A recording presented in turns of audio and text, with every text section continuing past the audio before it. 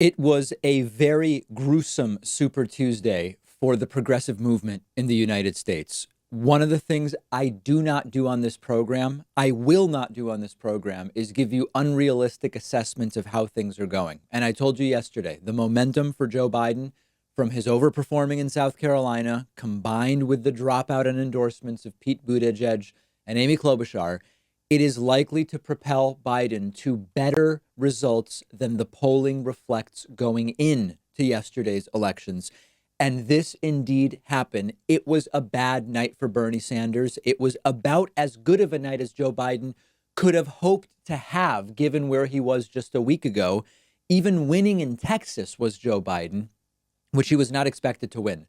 So we're going to look at the results. We're going to look at how the results compared with the polls. We'll look at the delegate numbers. We'll analyze the path forward. But what is really important to understand, bigger picture about what's going on here, is that this has been a similar pattern in the last several Democratic primaries, where we're going to look at this tomorrow. In 2008 and in 2016, you have a situation where you have the polling at the beginning of the primary, and then things start to drastically shift, either two candidates getting very, very far apart, and then it reverses, or two candidates getting very, very close, and then it reverses. Look at 2008 and look at 2016 and look in 10 days at 2020, and you will see a very similar pattern. And again, being surprised when the same patterns repeat themselves means we're not paying attention. We are being adults here. We are going to deal with what is and not what we would like to be. Let's start with the results. There were 14 primaries yesterday, plus American Samoa. Joe Biden won 9 of the primaries. Bernie won 4. And they're still counting in Maine, which is very close. It's within a point right now. But with 24 delegates, the results there are only going to influence the total count to some degree. It's going to be, a fraction, a marginal difference there. Joe Biden winning in Alabama, Virginia, North Carolina, Tennessee, Arkansas, Oklahoma, Minnesota, Massachusetts, and Texas. Bernie Sanders winning Vermont, Colorado, Utah, and California, although the exact margin there is still being tallied. And then, as I mentioned, in Maine, the counting is still going on. Michael Bloomberg did pick up delegates. He is now in a third/fourth place in delegate numbers based on active candidates. We will discuss that. Elizabeth Warren did very poorly, performing at the 20% level only in her home state of Massachusetts, where she came in third place. And much like Michael Bloomberg, Warren clearly has no path to the nomination at this point in time. When she gets out is increasingly a topic of concern. Says she's fighting on to the following primaries based on a fundraising email that she sent, although at the same time, there is the idea that she is reevaluating the campaign, as is Michael Bloomberg. Let's now look at the delegate numbers. Every website has slightly different numbers on this, but as of right now, according to the Associated Press, the delegate count is Biden 453 and Bernie 382. That's a 71 delegate lead for Joe Biden. And we'll discuss in a moment why that is important. And then you see Warren and Michael Bloomberg, 50th and 44th place, 50 delegates and 44 delegates, respectively. One thing I was paying attention to that tells us a lot about momentum, and this is really entering the analysis of what's to come, because there are a lot of people saying this is over for Bernie, and there are a lot of people saying this is the beginning of the fight for Bernie, and there are a lot of delegates still out there, which is, of course, completely true.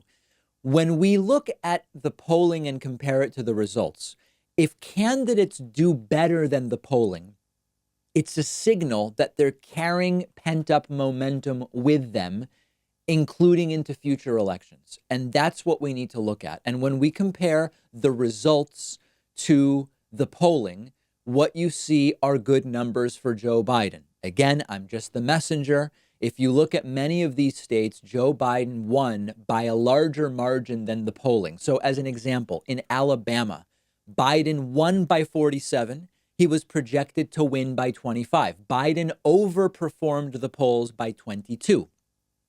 Arkansas, Biden overperformed by 5. California, where Bernie won, Bernie underperformed by 3. In Colorado, where Bernie won, Bernie underperformed by 1. Massachusetts, Warren and Bernie were slated to win, one or the other. Biden won by 7, overperforming everything. If you look at, for example, Minnesota, Biden was supposed to lose by 5. He won by 9. That's a plus 14. And as you go down the list, you find that Biden overperformed basically every state and Bernie underperformed basically every state. Even Utah and Vermont, where Bernie won, underperformed the polls by 8 and by 12. So the numbers are not particularly good for Bernie Sanders. Sometimes when you look forward, you have to look at what regions are left to vote. So let's talk about that going forward. Yes, there are plenty of delegates out there. Yes, 71 delegates as a margin, Bernie Sanders could very easily overcome in just one night of voting. But the question is, where is it going to happen? And there are all sorts of hot takes about this. It's not over. Bernie's in it. And they're absolutely right. Bernie can win it. But the window closes unless we can figure out exactly where Bernie can win it. Because if you add up the momentum, meaning a lot of people saw Joe Biden's reversal yesterday, and I predict Biden's support will only grow from this point forward. 2, if you look at the remaining big states, they are not good states for Bernie Sanders. Example, Florida has Biden plus 22, and that's 219 delegates. That's a real problem for Bernie unless he reverses it. New York is going to be closer for sure. There's no recent polling, but it could be roughly a 3-way split between Biden and Bernie and Bloomberg. If Bloomberg gets out, Biden likely wins New York. But again, if it's a roughly even split, that helps Biden in the delegate math because it just maintains his lead. We look at Michigan. The latest poll in Michigan has Biden ahead. Georgia is a big one with 105 delegates, and Biden's been ahead there since day one. There's a question mark around Ohio. We don't have any recent polls there. And lastly, if Bloomberg does get out and Warren does not, he's reportedly reevaluating his campaign today. It's not clear what Biden is doing. If Bloomberg's out and Warren's in, that is even more support that's going to go from Bloomberg to Biden. And that could be the nail in Bernie's coffin. That's the way the numbers are looking right now. So I'm here to tell you, Bernie has a path, and it is a steep uphill path. And it's getting to be very similar to in 2016. And what I don't want to participate in are these completely out of this world hypotheticals where you had, I'm not even going to name the people. A lot of them don't even really have shows anymore. Their online presence has gone away anyway, so you wouldn't even recognize the names. But there were all sorts of people in 2016 when it was very clear that it was over for Bernie, insisting not only that Bernie had a shot, but that Bernie had the most likely shot. I'm not going to do that. This is bad for Bernie. He has a path. It depends on a reversal of momentum.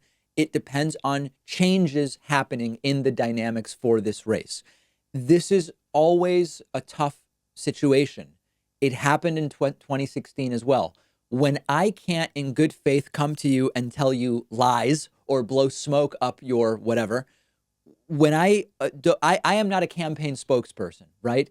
This is a well-orchestrated reversal by the Democratic Party. It took 96 hours to rocket Joe Biden into the position of now being the favorite to win this thing. And the important thing that I want to get into, because the numbers are the numbers, and I'm telling you what they are. The polls in upcoming states are what they are. What I want to talk about is, should this be considered a wake-up call to the progressive movement? And if so, what kind? And that's what I want to talk about next. If you ever feel like you just don't have enough time to read all the books you want to read, you have to check out one of my favorite apps called Blinkist. Blinkist takes thousands of popular nonfiction books and distills each one down into an ebook or audiobook that you can get through in just 15 minutes, where you're getting all the key takeaways from the book. Just imagine how you'll be able to expand your horizons and knowledge by being able to soak up all of the important insights from 10 different books in an afternoon. Obviously, it's perfect for exposing yourself to a new book you otherwise wouldn't have time for, or you can use it to revisit a book you've already read, or use it to preview a book before you buy the full version and read it. I recently read A Brief History of Time, of course, by the great Stephen Hawking. This is a book that I have been aware of for so long, and other things got in the way, and it was fantastic to check it out on Blinkist. Blinkist has books on politics, philosophy, science. They have 27 different nonfiction categories, and a subscription is only about $8 a month, and you get the entire library. But you can try it totally free and get 25% off a subscription when you go to Blinkist.com/Pakman. I've put the link right underneath this video.